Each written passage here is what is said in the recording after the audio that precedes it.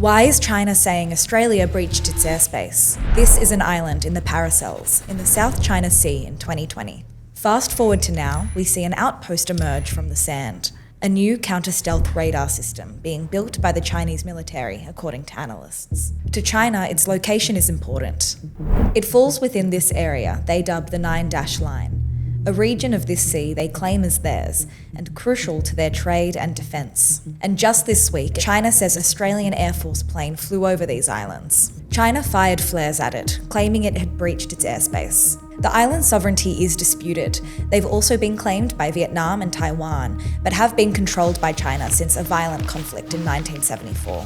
Australia doesn't formally recognise that sovereignty of China, and therefore that's where some of these issues come into play. Australia says the plane was in international waters. Was doing a routine maritime surveillance patrol. But China says Australia seriously violated their sovereignty. It's not the first time an incident like this has happened. Just in February this year, a Chinese fighter jet let off flares dangerously close to an Australian Air Force plane while it was also conducting aerial surveillance over the South China Sea. How does AUKUS come into all of this? Anthony Albanese was in the White House this week meeting US President Donald Trump. Donald Trump endorsed the AUKUS deal, and it's actually quite interesting. At the press conference, he said that AUKUS was a deterrent to China, but he also added that he didn't think that Australia and the US were going to need it because China didn't want to provoke. But obviously this is all part of a deterrent to prevent